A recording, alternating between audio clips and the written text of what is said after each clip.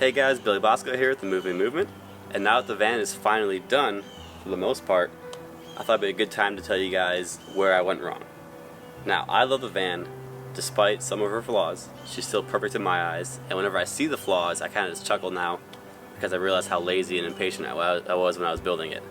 But, there are definitely areas where if I had to do it again, I would change some things. There's 3 big ones, and there's a lot of small things here and there. But let me show you what the 3 big things are.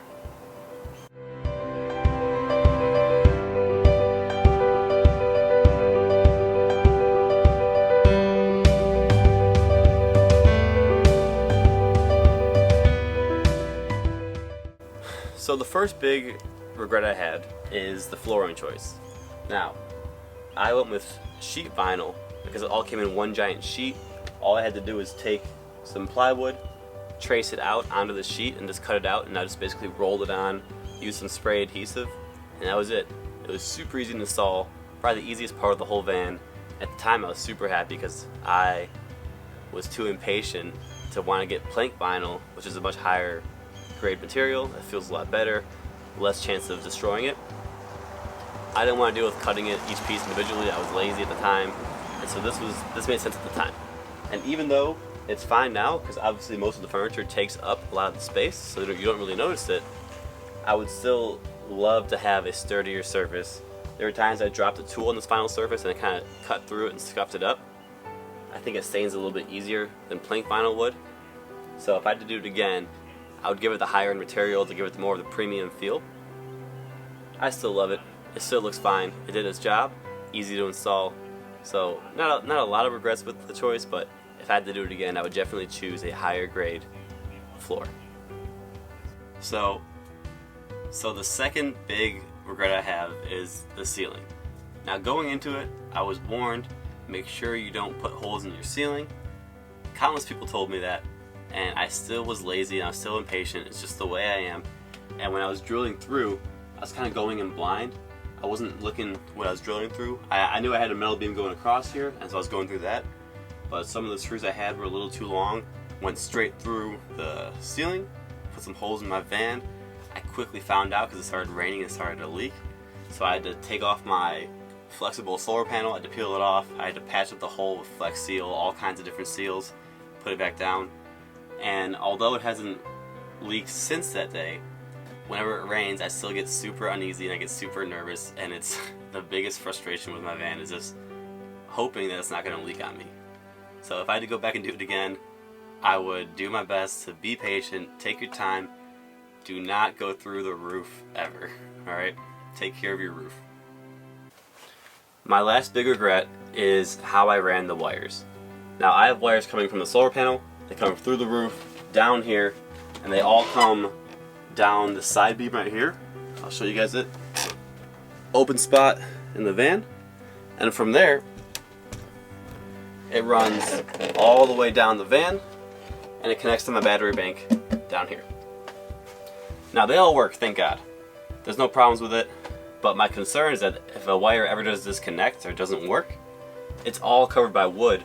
So the only way to get to it is by taking all the wood off, or simply running a new wire on the inside of the wood, and just trying to put some tape over it to cover it up.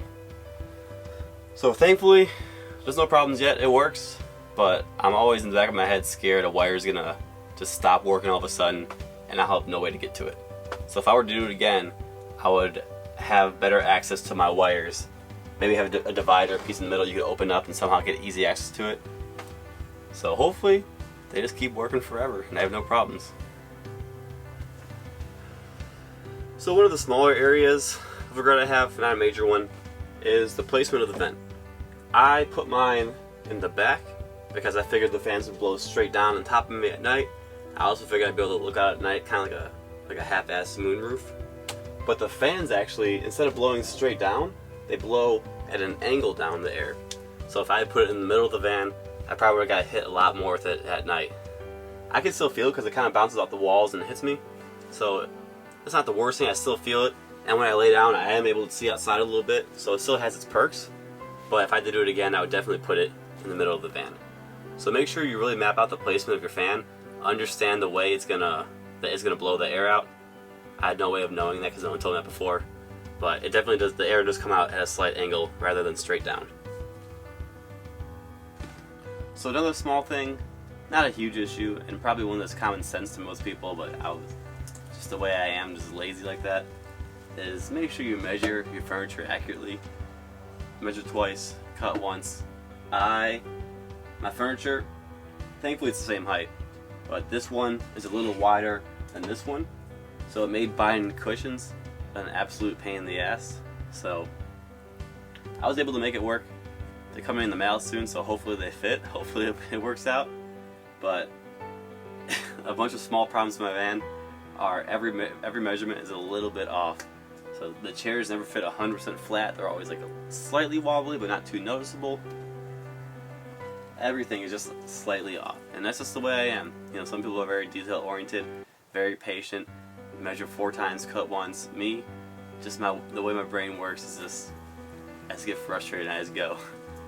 So if I had to do it again, I would definitely go against my nature and take the time to do each measurement, but this time I did not. So there you guys have it. Those are the 3 big things I would change and a couple small things just to watch out for. Now, I still love my van. Whenever I see a flaw, I'm still happy. I'm reminded of the person I am and the lazy person I am. But she runs without any problems. She doesn't leak. The wires work properly. The flooring works properly. So despite that those are my biggest flaws, it still works fine. And regardless, you're still going to love your van when you build it.